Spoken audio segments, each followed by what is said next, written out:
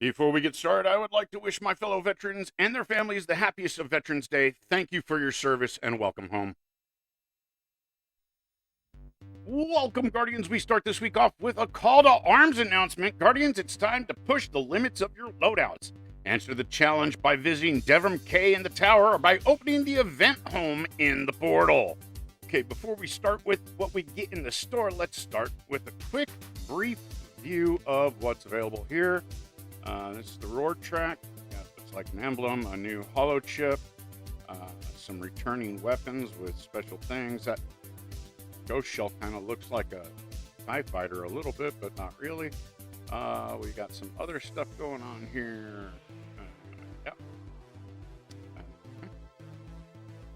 Got a shader here. I wonder what that looks like. Okay, that's not bad. I like that. Let's see what else. It goes all the way up to 40 this time, and Desert Burnish is the 40th reward. There we go.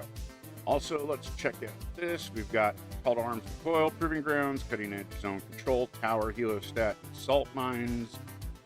This is a quick peek at the store. Okay. Ribbontails in there again. And Triumphs. We've got 9 different chimes. Ooh, there's one already done. Select 7 Call to Arms tuned weapons. Cool. Finished that already. And Call to Arms board introduction. Here in the Call to Arms board, you can view your recently posted competitive scores, your potential rewards, and your standing in the community. Higher scores in each individual activity will lead to a higher overall score and potentially more rewards at the end of Call to Arms. Play Call to Arms activities from the Play Now page in the event home to post scores. And Call to Arms board introduction. The first reward you can unlock for Call to Arms is an emblem. This is the only reward that may be collected immediately after reaching this tier. You can navigate to the emblem page to learn more about this. The remaining rewards are based on your final tier placement in Call to Arms. Most tiers rely on community scores, so check back regularly to see your current placement. You may claim these tiers and rewards at the end of the event. And that's it for that. All right, let's move on. Okay, Guardians, we start here as we normally do on the front page of the Eververse store with a reminder to pick up your free Bright Dust.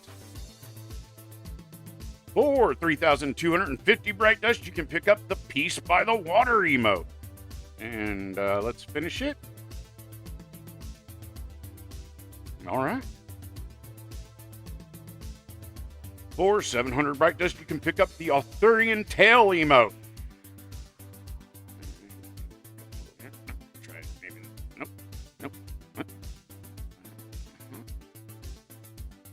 Keep working it. Let's see what happens if I finish it. Yay! All right.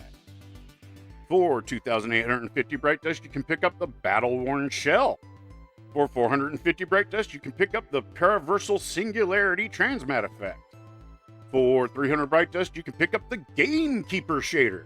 You can also pick up the Aquatic Iridescent shader for 300 Bright Dust. Moving on to the Bright Dust page, you can pick up the Them's the Break shader for 4,250 Bright Dust. That looks a little painful. Let's try it again. Nope. What happens if we end it? And that's just it. Okay. For 1,200 Bright Dust, you can pick up the Black Letter Bond for Warlocks. For 1,200 Bright Dust, you can pick up the Black Letter Mark for Titans. And Hunters can pick up the Black Letter Cloak for 1,200 Bright Dust. For 2,850 Bright Dust, you can pick up the Indigo Strider Shell. You can get the Cyclogenesis Ship for 2,000 Bright Dust. You can get the Takio Striga for 2,500 Bright Dust. You can pick up the Stave of Snow weapon ornament for 1,250 Bright Dust. You can get the Ursa Minor projection for 1,500 Bright Dust. For 300 Bright Dust, you can pick up the Melchizedek Bramble. I hope I'm saying that right. For 300 Bright Dust, you can pick up the Iridescent Coral shader. For 300 Bright Dust, you can pick up the Grayscale Undergrowth shader. 300 Bright Dust will get you the Circadian Chill shader. 450 Bright Dust will get you the Only the Finest Transmat effect. 450 bright dust will get you the illicit transmat effects transmat effect. And 450 bright dust will get you the inflorescence transmat effect. This week, Commander Zavala has the Shoreline Descent Void Sniper Rifle. Ada has the Catch Killers armor sets this week. Ada also has the Valkyrie Zero shader for 10,000 Glimmer, the Arctic Dreamscape shader for 10,000 Glimmer, and the new Monarchy Succession shader for 10,000 Glimmer.